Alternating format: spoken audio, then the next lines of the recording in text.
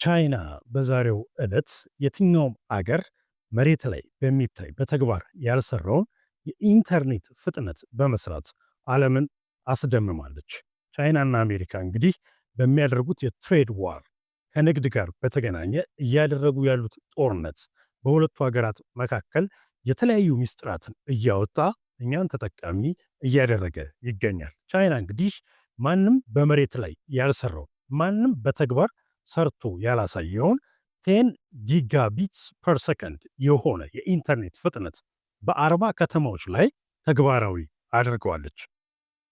ይህንን ኢንተርኔት በቤት በቢሮ በተለያዩ ተቋማት ውስጥ መጠቀም እንዲቻል በማድረግ የዓለምን የብሮድባንድ ኢንተርኔት ፍጥነት ሪከርድ ይዛለች።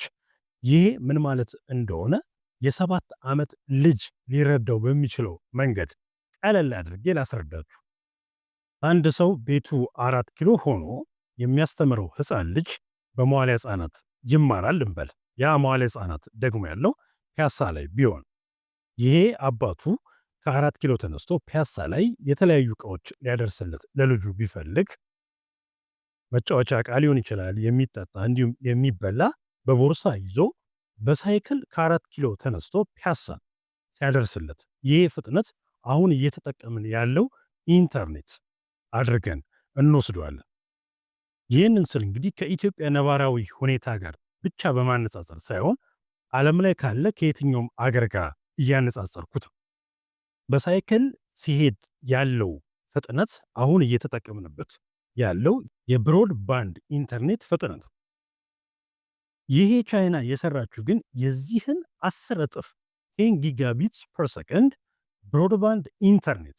ያ ማለት 4 ኪሎ ያለው አባትየው ፒያሳ መዋለ ህፃናት ውስጥ ለሚማረው ልጁ በዓለማችን ላይ ካሉ የመወዳደሪያ መኪናዎች ሱፐር ፋስት ሬስ ካር ፈጣን የውድድር መኪና እያልኩኝ አይደለም፣ እጅግ ፈጣን የውድድር መኪና ሱፐር ፋስት ሬስ ካር በእርሱ ከ4 ኪሎ ተነስቶ ፒያሳ ለልጁ ይህንን ዕቃ ሲያደርስ ማለት ነው።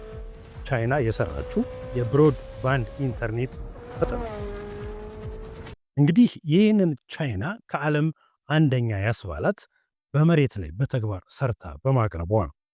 ዳውንሎድ ለማድረግ እንዲሁም ደግሞ አፕሎድ ለማድረግ ኢንተርኔት ላይ ቻይና አሁን በሰራችው ፍጥነት እዚህ ጋር የምትመለከቱት ነው።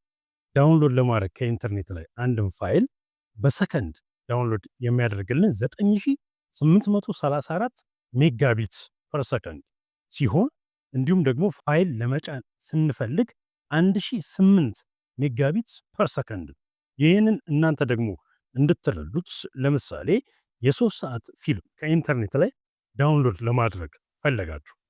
የ3 ሰዓት ፊልሙ ፉል ኤችዲ ነው ብለን እናስብ። ፉል ኤችዲ ከሆነ ከ5 እስከ 6 ጂቢ ነው የሚሆነው። በጣም ብዙ ፋይል ነው። ይህንን ለማውረድ አሁን ቻይና በሰራችሁ 10 ጊጋቢትስ ፐር ሰከንድ ብሮድባንድ ኢንተርኔት የሚፈጅብን 4 ሰከንድ ብቻ ነው።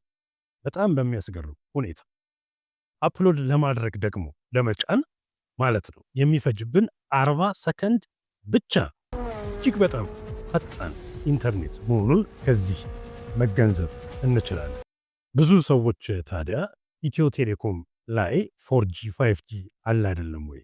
ይህን ያህል እንዴት ሊለይ ይችላል ብሎ ጥያቄ ሊያነሳ ይችላል። ሁለቱ የተለያየ ቴክኖሎጂ የያዙ ናቸው።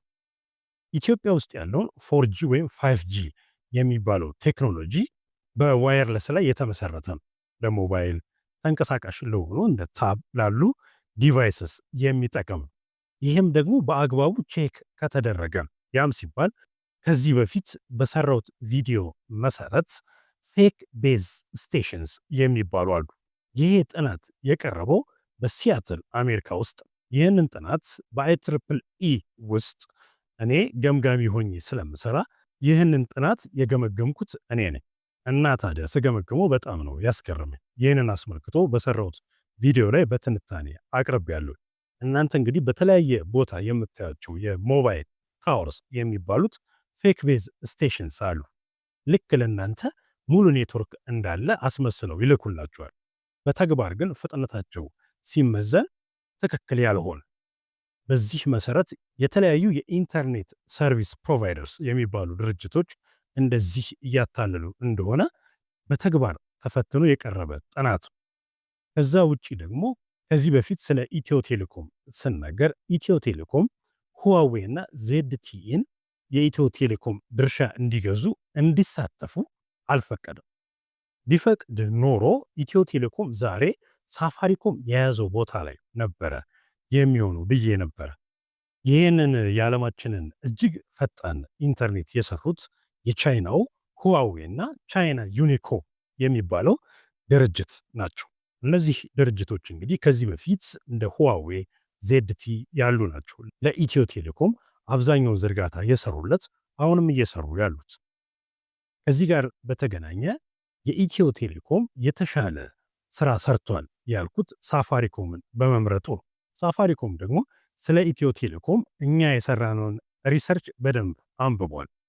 የፈረንሳዩ ፍራንስ ቴሌኮም የሚባለው ለኢትዮ ቴሌኮም ስትራቴጂክ ክንፉን ይዞለት በነበረ ጊዜ $50 ሚሊዮን ምጥጥ ጋጥ አርጎታል ብዬ ነበር በዚያ ቪዲዮ ላይ።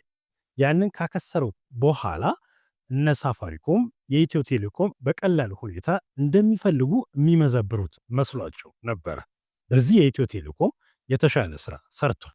ዛሬ ሳፋሪኮም የኢትዮ ቴሌኮም አንዱ ዲፓርትመንት እንጂ ተገቢ የሆነ ተፎካካሪ አይደለም። ስለዚህ ነው እንግዲህ አሁን ቻይና የሰራችውን 10 ጊጋቢትስ ፐር ሰከንድ ኢትዮጵያ ደግሞ ያለው የአራተኛውና የአምስተኛው ትውልድ የሞባይል ኢንተርኔት ቴክኖሎጂ ነው።